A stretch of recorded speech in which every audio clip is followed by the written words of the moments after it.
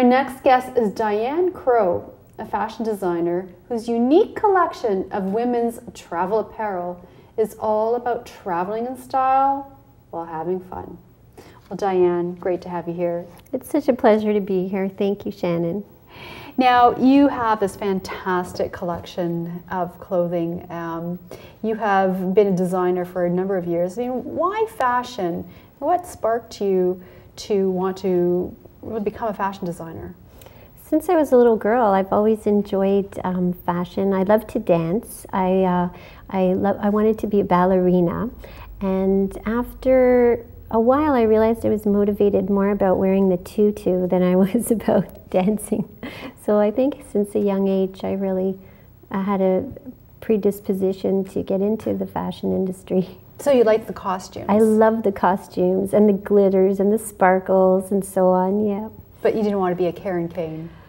No, I thought I did until I saw how much hard work it was. And I was, again, more inspired by the clothing than the dancing. So I know that for you, making clothes made in Canada, having them Canadian made, is very important to you. And why would that be? I really believe in supporting our economy, and I really love to have control over my product. And since I'm living here in Canada and here in Toronto, I like to manufacture here, and I like to oversee the workmanship, and I feel that if I allow it to go overseas, then I would have to travel with it and watch everything, and so I just prefer to work from home. And you have 2 kids. I do, What yes. kind of an influence have they had in your fashion designing? It's not so much in the design part of it, but more about the business part of it. Like, it is important to me to be available for my children, to watch them grow up, and I felt at a certain point in my life I wanted to be not only a great mom, but I wanted to be good also in business. So they had an influence on some of the choices I made as far as how I run my business. Well, because you can also be a really great artist and a really great designer, but unless you have strong business sense, perhaps you only go so far with that aspect of your talent. Well, yes, you do. You need a good business sense, and you have to have talent. My father taught me when I was young. He was also an entrepreneur, and he told me he was a photographer, and he said you could be the world's greatest photographer, but if you don't have like the business skills or the marketing skills to put behind that, you can only go so far. And he said if you are only half as good as a photographer, but half as good as in marketing, you could probably go farther because you would have the exposure that you need to let people see your work. So it takes a balance, I think. Your first business was La Rap? Yes. It was wholesale. I did women's clothing. It was back in the 90s, and it was fun and exciting and so on, but it was a lot of work, and I had to travel a lot. I would be buying my fabrics, I would be going to New York every 6 weeks, and it was high pressure business.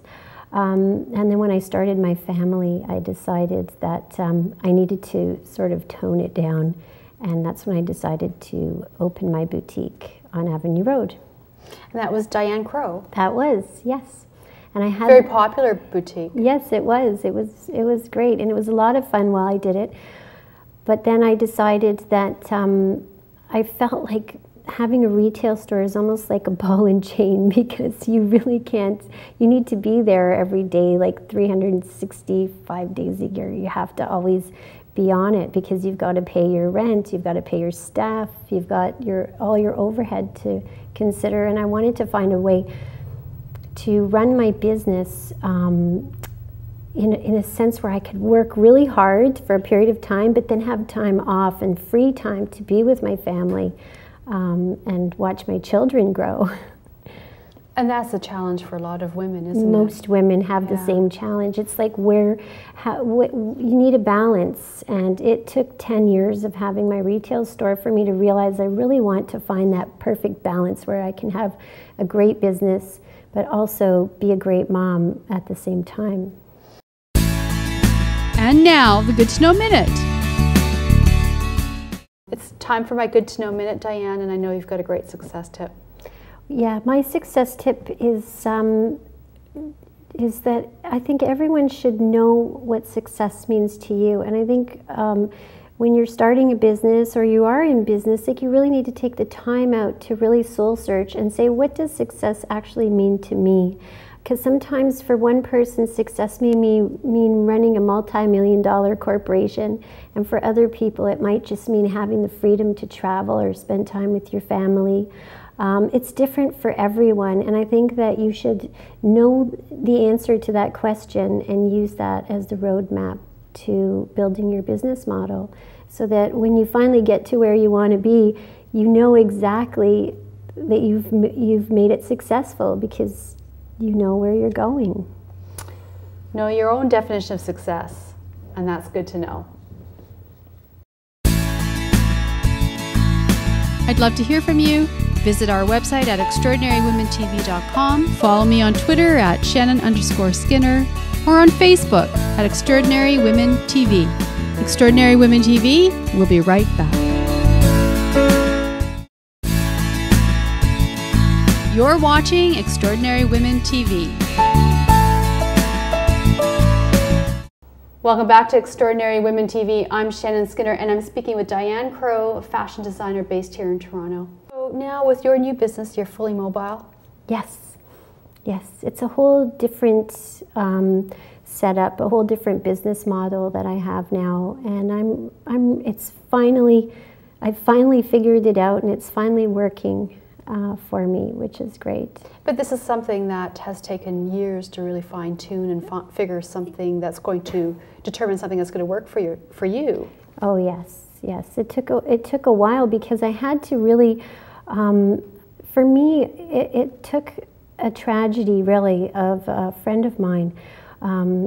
She got ill, terminally ill, and it made me really see, like, she had 2 young children, and I thought, you know, life can change in a day. Like, you could wake up one day and you could be sick or whatnot, and really not. I realized, like, I really need to be here for my children. Like, I found I was working so much, and I wanted more time, like, to enjoy them. And so that's when I decided to take a long, hard look at my business and really focus on making it work so that I could have it all. Because it seems like it's always a struggle with women in business. Whether, are you going to be a good businesswoman? Are you going to be a good mother? Like, it's hard to balance. With your business model now, so you travel to various shows across the country? Yes. I start in Vancouver, and I work my way across the country all the way to Montreal. And you've got a team of people? Yes, I've got a team in each city. So I actually just show up in the city. My girls, the models that work for me, are there. And we do shows. They can last from 4 to 10 days. We have our clientele in each city, which works out nicely. And so in those 4 days, my customers come to me, and then I move on to the next city, and I do this for 6 weeks at a time, and then I'm home. So I work hard, but then I also have the downtime where I can be with my family. Now, tell us a little bit about your collection, and I want to point out to my viewers that what you're wearing is, of course, part of your beautiful travel collection. Yes, it is, yes. It's called the One for All top. It was designed for women who are traveling south, because you can wear it as a halter top, but when you get on the plane to come back home to Canada, it's also a long sleeve shirt, so you put your arms in the sleeves, and you're fine. Like, you don't have to change or carry sweaters with you and so on. I remember the last time I came back from Mexico, I had forgotten that I put my coat in the suitcase that went back, that got on the plane, and here I was wearing bare arms in the middle of the winter. So that's, I mean, that's great versatility, isn't it? Yeah, it is, and that's sort of the key point of my entire collection. Everything is functional. The styles are classic, so they're things you can have for a long time. They don't really follow the trends. They're that little piece that you know you can always rely on. That's the whole concept of the collection is for travel and traveling light. And so what has been the sort of the greatest obstacle for you in developing this whole new unique business model? Well, one of the hardest things is that my product, you need to educate the customer. And educating the customer, you know, is time consuming. It's not easy. So we really have to be like one-on-one with our clientele. Like when I do my retail shows, I have models demonstrating and so on. And it's a great way to get the concept out there to the customer. But for an investment point of view, like say I wanted to wholesale my collection or, you know, like to sell to retailers or whatnot, most retailers don't want to carry any clothing that could cost them money for hiring extra people to educate the customer.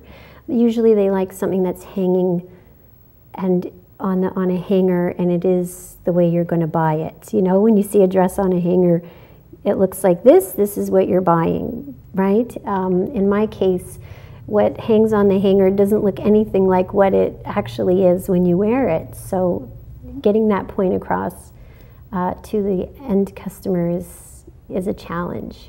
Now your mother is from Venezuela. How has that influenced your work?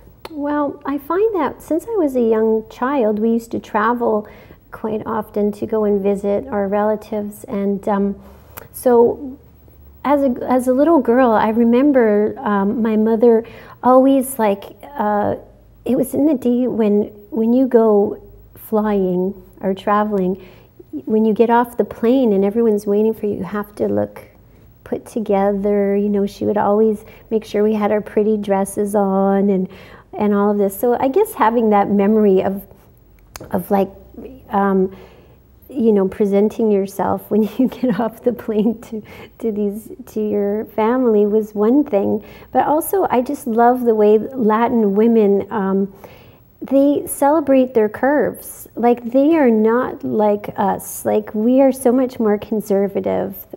They enjoy their bodies. They're not afraid to wear clothes that cling or curve and so on. So a big inspiration for me is like if you come and see me at any of my shows, I always have full-size, full-figured models that demo all of our dresses, and I use lots of bright colors because I always feel that when you're going south or going on a holiday, you need to be in bright colors, because here in North America we always tend to wear dark colors or drab Toronto colors. black. Yeah, exactly. So yeah. I guess that's where it's inspired me a little bit, just seeing the culture from such a young age, how like everyone dresses up, even for the simplest of things, and color and curves. Color and curves. Yeah. Well, Diane, thank you for being here today. I have really enjoyed hearing about your business and what you're up to, and I wish you all the best. Thank you. If you would like to be a guest on Extraordinary Women TV, visit our website at ExtraordinaryWomenTV.com. I'd love to hear from you. Follow me on Twitter at Shannon_Skinner or on Facebook at Extraordinary Women TV. I'm Shannon Skinner. Join us next time for another episode of Extraordinary Women TV.